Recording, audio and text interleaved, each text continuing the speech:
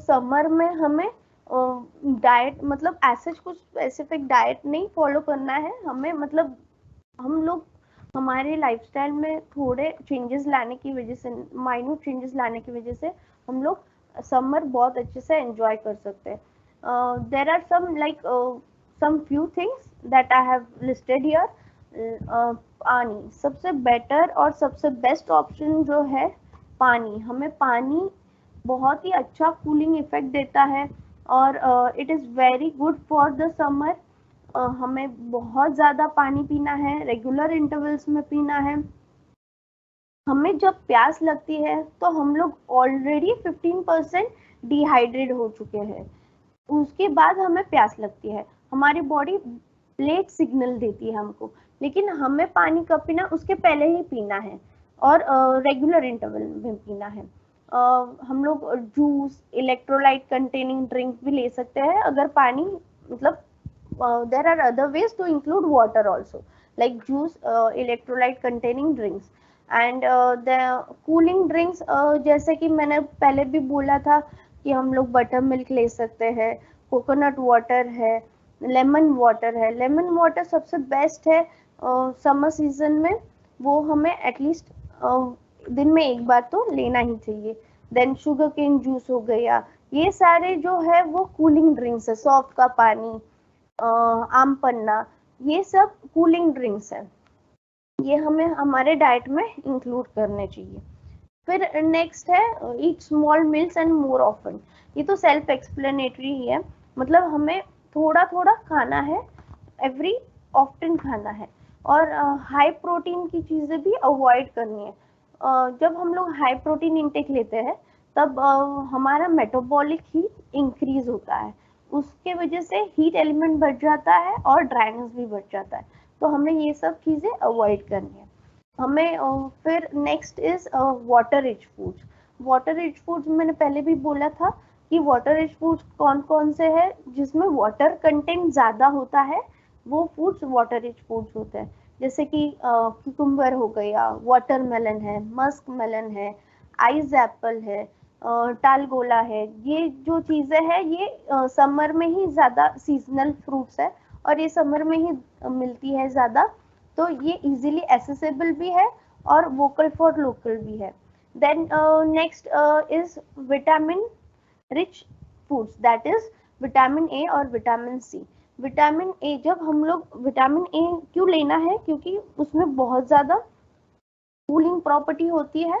वो मतलब हेल्प करता है हीट को रिड्यूस करने में हमारे बॉडी में, इसलिए विटामिन ए की फूड्स लेना इम्पॉर्टेंट है. जैसे कि विटामिन ए, जैसे कि एप्पल हो गया, टमाटो हो गया, जो भी ऑरेंज और रेड कलर के फूड है वो सब विटामिन ए रिच फूड्स है. जैसे कि मैंने बोला है एप्पल है, टमाटो है, ऑरेंजेस है, ये सारे विटामिन ए रिच फूड्स है. और विटामिन सी हमें क्यों लेना है, ताकि हमारा इम्यूनिटी स्ट्रॉन्ग हो. Vitamin C is very much मतलब बहुत ज़्यादा इम्पोर्टेंट है इम्यूनिटी बिल्डअप करने के लिए. तो हम लोग जो समर में बार बार बीमार हो जाते हैं, थोड़ी देर के लिए भी धूप में गए तो 2 घंटा भी धूप में गए तो बीमार हो जाते हैं, तो वो अवॉइड करने के लिए हमें क्या लेना है, विटामिन सी.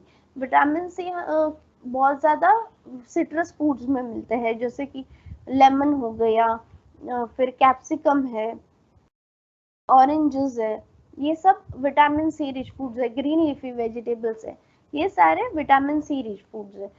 फिर नेक्स्ट आता है कैफीन. कैफीन को हमें रिड्यूस करना है और अल्कोहल इंटेक को भी रिड्यूस करना है. अल्कोहल तो मतलब जितना हो सके उतना अवॉइड ही करना है.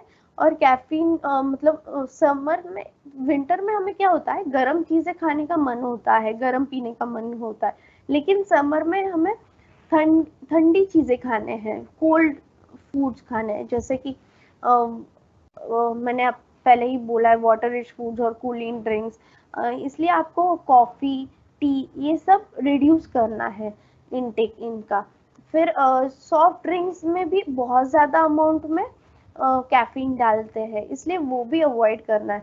बहुत लोगों को मन होता है कि सॉफ्ट ड्रिंक्स पीना है, लेकिन soft drinks is not good for health, और वो सिर्फ टाइमिंग रिलीफ देगा आपको समर में, और आपका कैफीन इंटेक भी बढ़ा देगा। So it is not advisable to take soft drinks, उसमें लार्ज अमाउंट ऑफ शुगर भी होता है, so it is not good for health. फिर हम लोग नेक्स्ट टॉपिक पे आते हैं, जो है health issues in children. Health issues मतलब चिल्ड्रंस में बहुत ज़्यादा इतने डिफरेंट इश्यूज नहीं है जो एडल्ट्स में है, सेम ही होता है, लेकिन है थोड़े लिस्ट है। जैसे कि ओटाइटिस एक्सटर्ना, ओटाइटिस एक्सटर्ना या फिर स्विमर्स ईयर, इसको स्विमर्स ईयर भी कहते हैं। इसमें क्या होता है, जो हमारा ईयर का एक्सटर्नल कैनल होता है वो इन्फेक्ट होता है। वो पानी, यानी कि हम लोग स्विमिंग वगैरह में जाए या फिर बेदिंग के बाद हम लोग अगर ठीक से क्लीन ना करें अपनी ईयर को, तो उसमें पानी ट्रैप हो जाता है, उसकी वजह से इन्फेक्शन होता है। उस इन्फेक्शन में मतलब पेन वगैरह होता है ईयर्स में, तो उसको ओटाइटिस एक्सटर्ना कहते हैं। फिर नेक्स्ट है सनस्ट्रोक और हीट स्ट्रोक, सेम ही है, ये मैंने पहले एक्सप्लेन किया है। हीट रैश यानी कि घमौरिया हो जाता है, वो चिल्ड्रंस में बहुत कॉमन है, क्योंकि वो लोग धूप में खेलते रहते हैं, सन में बाहर जाते हैं, इसलिए उनको, और स्वेटिंग वगैरह होता है, उसकी वजह से उनको हीट रैश हो सकता है।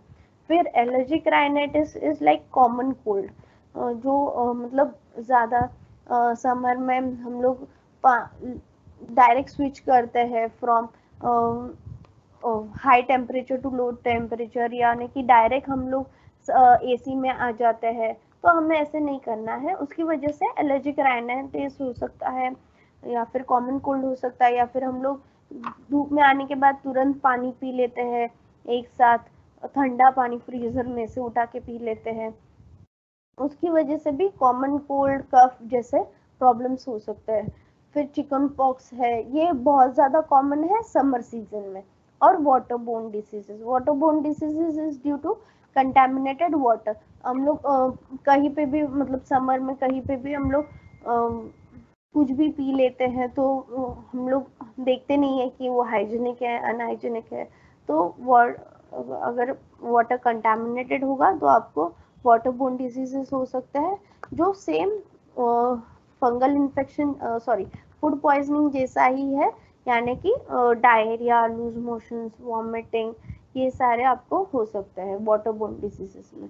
और ये सारे हेल्थ इश्यूज जो है वो चिल्ड्रन में बहुत ज़्यादा कॉमन है कंपैरेटिव टू अडल्ट।